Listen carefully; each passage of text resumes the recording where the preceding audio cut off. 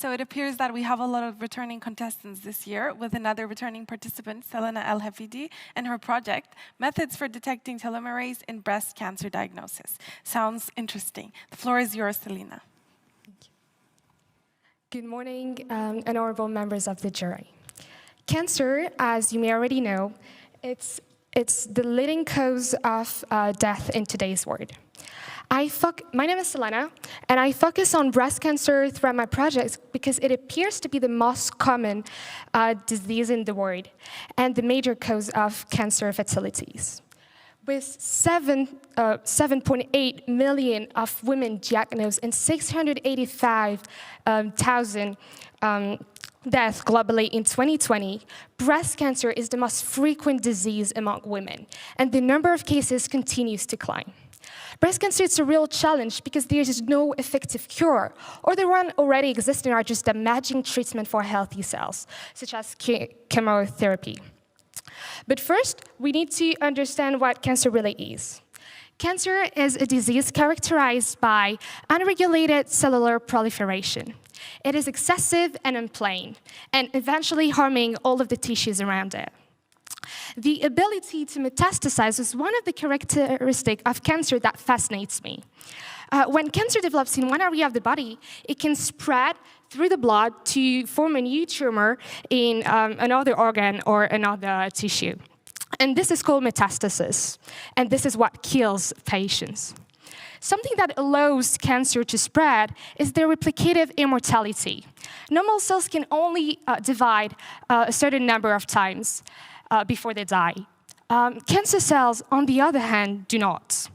Telomeres are unique enzymes found at the end of the chromosome that play a key part in the development of immortality. Telomeres are regions of small DNA sequences that are repeated hundreds or 1,000 of times. It protects chromosomes from DNA degradation.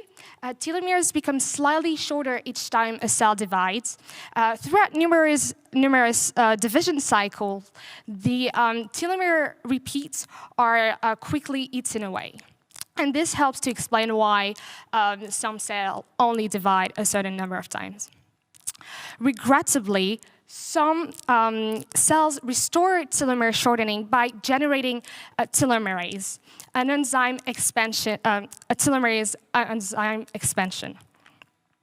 And this enzyme is formed in more than 85% of cancer. Moreover, telomere activities has only been seen in tumors and not in normal cells. This helps to explain that telomerase can be identified as a potential target for cancer diagnosis. My study's goals were to investigate telomerase as a potential sensitive biomarker for early breast cancer detection.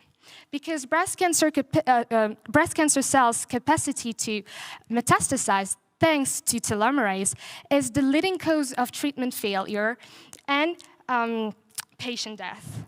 And my other goal was to find a method to detect telomerase that could be used for breast cancer diagnosis. So there's different methods to detect telomerase, and the first one I will introduce to you is called the quantitative PCR test.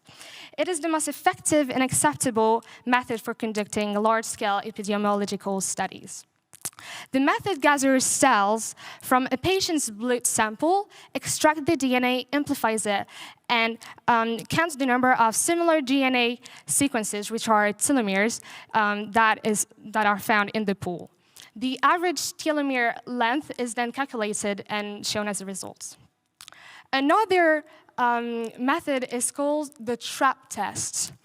And it is another approach for detecting telomerase activity.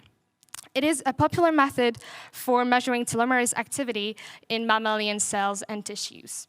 The procedure is divided in 3 steps. The first one is telomerase predicts extension, amplification, and detection. And this method's goal is to detect false negative results.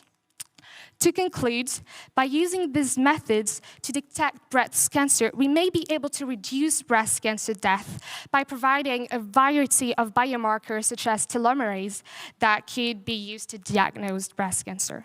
Thank you so much.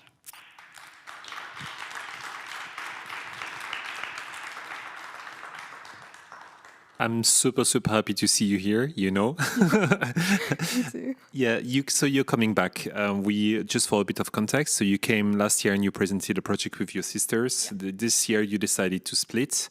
You have 3 very different projects actually. This year you're presenting something about breast cancer. So my first question for you would be, does Apple help to prevent breast cancer? Of course it does. Of course it does. No, like, yeah, all type of good foods and healthy foods will always prevent cancers in so many different ways. Okay. So just for the context, yeah. because last year they presented a project which was called "One Apple Per Day Keeps the Doctor Away." Yes. And that was so for the referring joke. So how is it basically on stage this year? Was it better to be able to present alone, or is it better in a group? It's better alone because you don't really need to care about the other members of the group. Mm-hmm. It's really about you, and so you get all the merits, and you can organize yourself in a better way, and it's just so much fun to do it yourself. But it's also so good. It's also like really good to do with person you really care. Well, I did it with my sister, so it was easy to organize ourselves and to work on it. But doing it alone is better. So next year, when you're coming back, are you going to present alone again? I think I will present it alone. So I got a double confirmation here. So Selena, should be, no? Okay. Why breast cancer? Other diseases, no? It's about breast cancer. You can tell us a little bit. Yeah, well, I choose to focus on breast cancer because it's a disease that is so famous, and I just do feel like there's not enough cure, and not a lot of people are caring about it. So I just feel like I wanted to raise awareness in a way, or like just to bring this topic on the table, because a lot of women are suffering from it. So, mostly women, right? Yeah, but also men. Also yes, men can, but it's a really short percentage. Compared to women, right? Yeah. Is it something you would like to pursue later as a career, like working in that field and whether prevention or medicine or? Yeah, I will really like to pursue in medicine. Okay. Not especially in breast cancer or like surgery. I really like surgery though. Okay. But yeah, it's something I would like to continue working on.